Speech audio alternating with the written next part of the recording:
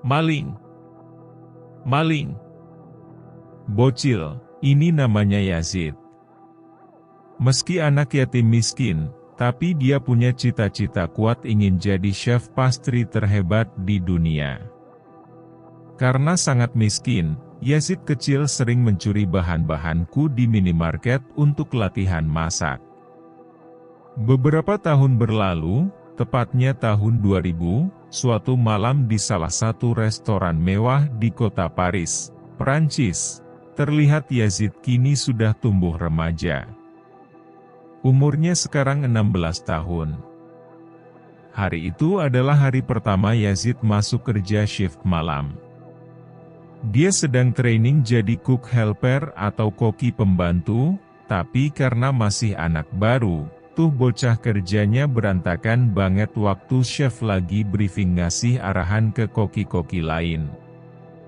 Dia kesal dengar suara berisik Yazid yang lagi nyuci peralatan dapur. Si chef pun manggil dan langsung mecat Yazid detik itu juga. Tapi pas chef mau pergi, tiba-tiba Yazid minta jangan asal pecat. Kenapa? Gak coba tes dulu melihat sikap kurang ajar Yazid? Semua koki bengong. Dengan percaya diri, Yazid bilang, jika kue buatannya enak, izinkan dia bekerja di sini. Mendengar kalimat itu, chef tertarik. Dalam hati dia berkata, boleh juga nih, bocah.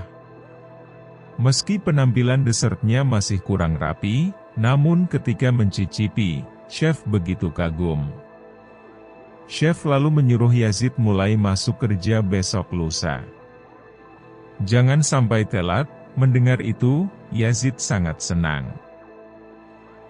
Pas pulang, bukannya lewat pintu karyawan dengan muka polos, tuh bocah malah nyelonong lewat pintu utama restoran. Saat pulang ke panti asuhan, waktu baru masuk kamar, Yazid melihat poster idolanya tergeletak di lantai. Teman sekamar Yazid bilang dia enggak suka poster jelek itu ada di kamar mereka. Yazid yang marah pun langsung menghajarnya. Akibat perkelahian barusan, Yazid dipanggil ke ruang kepala panti. Kepala panti marah, kenapa Yazid terus-terusan bikin masalah? Enggak cuma berantem sama teman sekamar, tapi dia juga tadi dapat laporan kalau Yazid habis mencuri mobil orang. Beruntung karena masih di bawah umur, Yazid enggak dilaporin polisi. Jika seperti ini terus, kepala panti terpaksa harus memindah ke panti asuhan lain. Bukannya menyesal, Yazid malah minta duit jajan. Kepala panti pun istighfar. Siangnya, semua anak panti sekolah seperti biasa. Selama pelajaran, Yazid hanya sibuk menggambar. Dari kecil, dia memang suka banget seni. Sepulang sekolah, saat teman-teman seumurannya asik main, Yazid memilih menyendiri di ruang kesenian. Waktu sedang memperbaiki patung manekin, ketika ingatan masa lalunya muncul, dulu Yazid kecil hanya tinggal bertiga bersama ibu dan adiknya yang masih bayi. Ibu tak pernah memperhatikan anak-anaknya. Dia selalu menganggap anak itu cuma beban hidup. Bahkan ibu pernah mensobek-sobek sepatu anaknya sendiri agar terlihat miskin, demi dikasihani orang dan diberi uang. Beruntung, sesekali paman dan bibi datang berkunjung, ngajak main. Suatu malam, saat main ke rumah paman, Yazid kecil kagum melihat sepupunya sedang membuat kue yang sangat indah untuk tugas sekolah. Jiwa seni Yazid pun bangkit. Setiap ada waktu, sepupunya juga sering mengajari membuat kue. Semenjak itu, Yazid kecil bercita-cita ingin jadi seorang chef pastry, yaitu chef pembuat dessert atau makanan penutup. Namun, suatu hari ketika sedang main di rumah paman, tiba-tiba paman mengabarkan kalau adik Yazid baru aja meninggal dunia. Waktu pulang ke rumah, Saat menatap wajah sang ibu, Yazid tak melihat ada kesedihan di matanya. Dia tahu, ibu pasti lega. Satu beban hidupnya kini telah hilang. Malam harinya, gara-gara cemburung anaknya lebih bahagia bersama paman dan bibi daripada ibu kandungnya sendiri, ibu pun melarang Yazid main ke rumah paman lagi.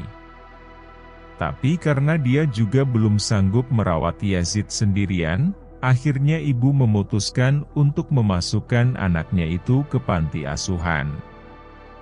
Meski kasihan, tapi paman dan bibi tak bisa berbuat apa-apa. Bagaimanapun juga, mereka tak punya hak ikut campur.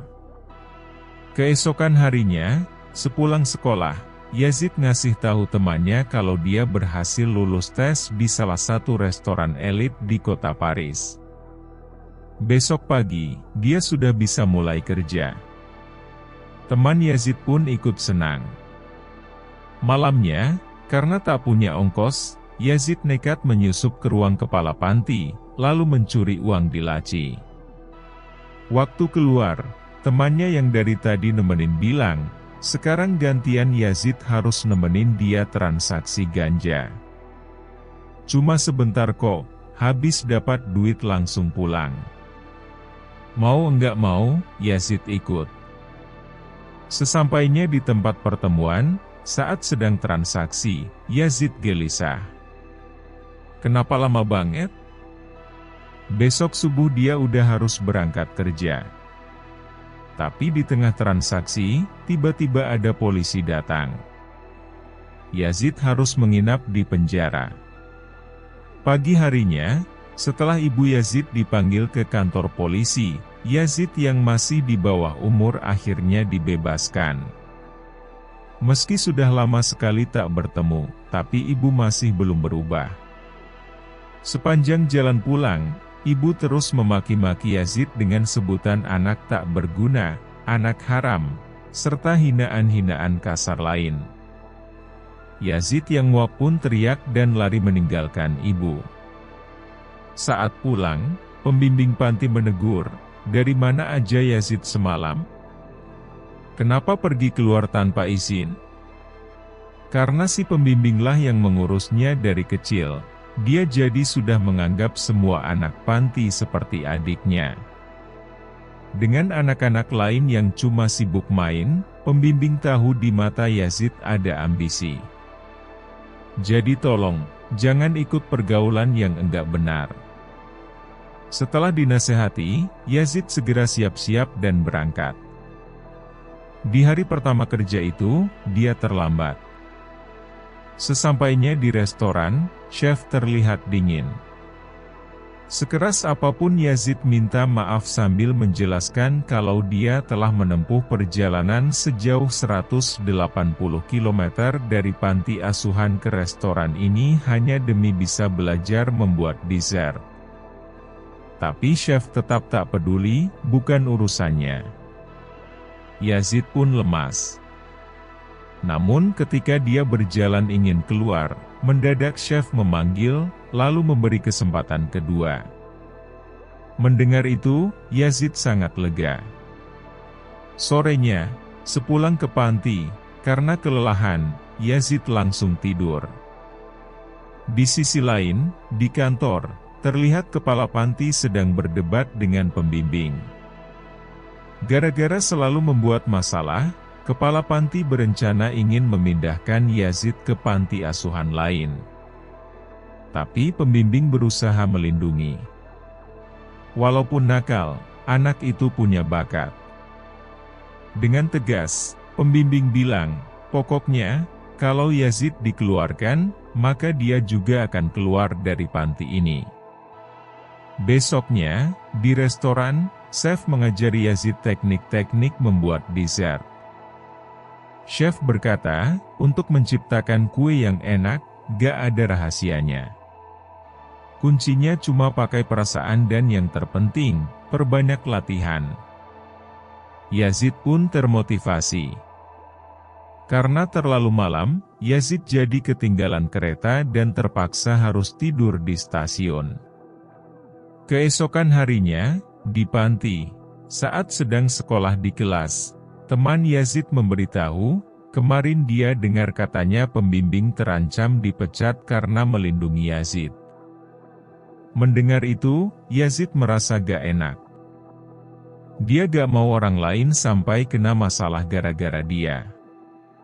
Yazid akhirnya memutuskan pergi dari panti dan meminta paman menjemput. Besoknya, di restoran, untuk pertama kali, Yazid diizinkan membuat dessert pesanan pelanggan. Sebelum mulai, chef menasihatinya, jangan jadi koki biasa, tapi jadilah seorang seniman. Pas jadi, ternyata Yazid salah menu. Dia malah bikin kue yang udah dibikin koki lain. Melihat itu, si koki yang bikin kue sama bilang, kenapa gak coba dibandingin dulu kue mereka berdua yang lebih enak yang dikasih ke pelanggan. Waktu dicoba, ternyata kue buatan Yazid lebih enak.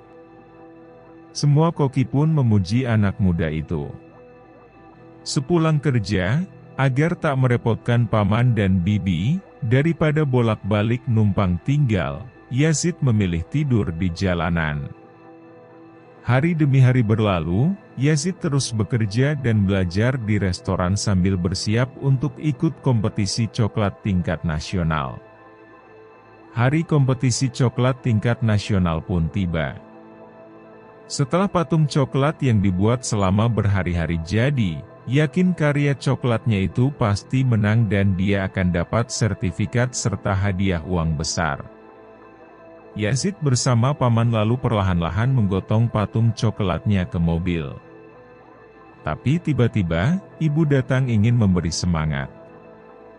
7 tahun berlalu, kini Yazid terlihat sudah dewasa. Pagi itu, selesai mandi di pemandian umum, dia buru-buru berangkat kerja. Sekarang Yazid kerja di hotel mewah bintang 5 sebagai sous chef. Penjelasan sedikit, jadi kalau di hotel itu ada beberapa tingkatan, ada cook helper atau koki pembantu, cook atau koki, CDP atau chef de partie, bisa juga disebut supervisor, show chef atau wakil kepala chef, head chef atau kepala chef, dan yang tertinggi, yaitu eksekutif chef. Sesampainya di dapur, karena telat, salah satu koki bernama Julian menghukum Yazid. Pokoknya, seminggu ini nggak boleh masak, cuma boleh ngurusin stok buah.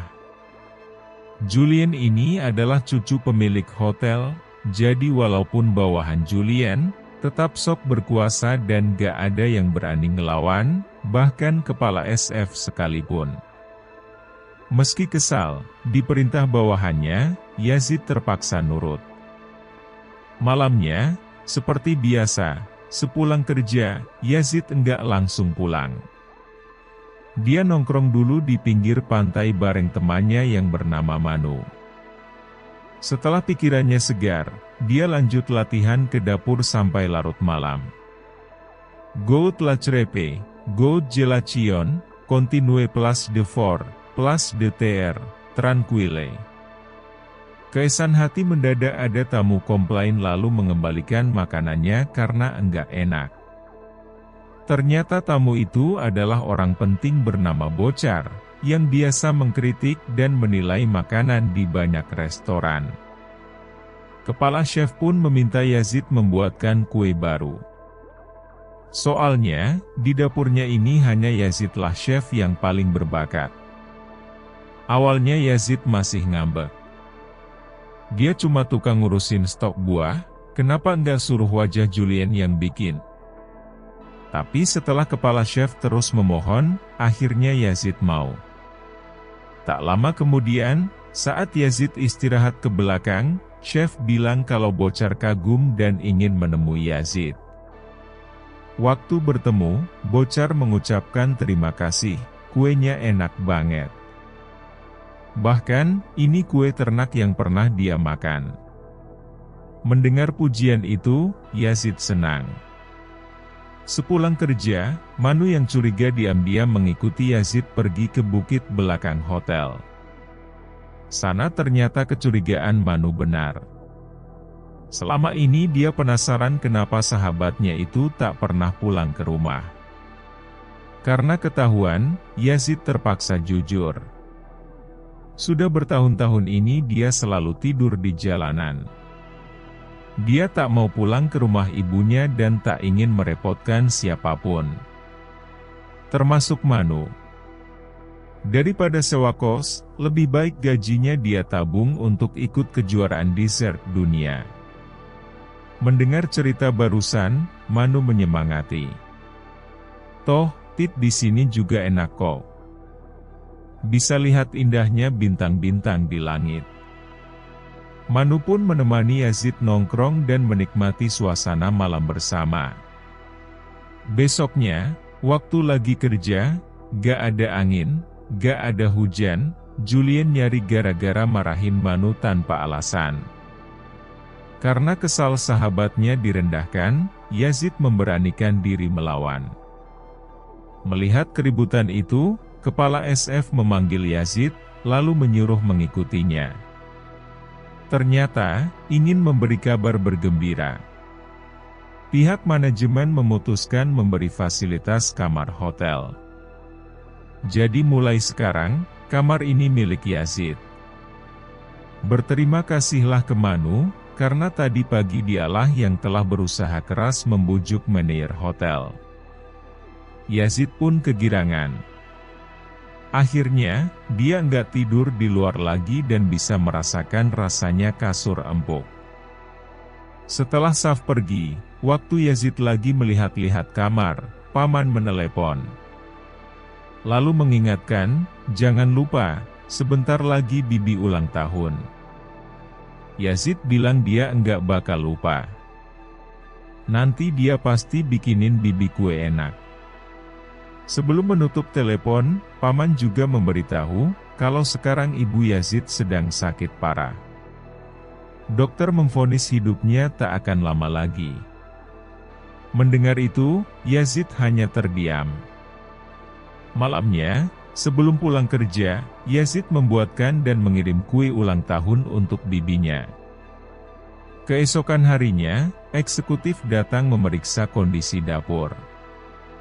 Awalnya, semua terlihat sempurna, bersih, rapi. Rasa kue-kuenya juga pas. Eksekutif chef bahkan menyapa dan memuji Yazid karena jadi koki paling berbakat di hotel ini. Namun, waktu lanjut keliling, eksekutif chef kaget melihat ada buah busuk. Saat tahu kalau Yazidlah yang bertanggung jawab mengurus buah, eksekutif marah besar. Tak lama kemudian, kepala memanggil Yazid ke belakang karena telah membahayakan reputasi hotel. Dengan berat hati, Yazid dipecat tanpa protes sedikit pun. Yazid langsung kembali ke dapur, lalu memukul Julien. Dia tahu ini semua rencana Julien yang ingin menyingkirkan dan mengambil jabatan S-nya. Beruntung, Manu memisahkan. Di sisi lain, di rumah sakit, terlihat Bibi sedang menjenguk ibu Yazid dan membawakan kue buatan Yazid. Melihat kondisinya semakin buruk, Bibi cuma bisa mendoakan. Waktu memakan kue buatan putranya itu, ibu menangis teringat seluruh dosa-dosanya pada Yazid selama ini. Beberapa hari berlalu. Terlihat Yazid kini bekerja sebagai bartender. Waktu mengantar minuman ke tamu, dia gak sengaja bertemu Bochart sedang duduk sendirian. Yazid lalu menghampiri dan menyapanya. Tanpa basa-basi, Yazid langsung memberi penawaran. Jika Bochart bersedia menjadi sponsor dan mendanainya mengikuti kejuaraan dessert dunia, maka Yazid janji akan mengabdi bekerja untuk Bochart. Bochart pun bertanya, beri dia alasan kenapa harus setuju. Dengan percaya diri, Yazid berkata, bayangkan jika nanti dia menang, maka seluruh media akan memberitakan kalau chef terbaik dunia bekerja untuk Bouchard. Mendengar tawaran itu, Bouchard tertarik. 6 bulan kemudian, hari seleksi pun tiba.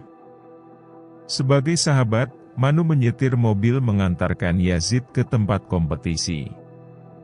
Nantinya, yang menang akan terpilih untuk mewakili Perancis di kejuaraan dessert dunia. Sepulang kerja, di sisi lain, di rumah sakit, terlihat dokter sedang memberitahu paman dan bibi bahwa ibu Yazid telah meninggal dunia. Di aula kompetisi, setelah membuat hidangan pembuka dan menyajikan ke dewan juri, para koki lain lanjut membuat dessert. Sementara Yazid mulai memahat balok es untuk patung hiasan.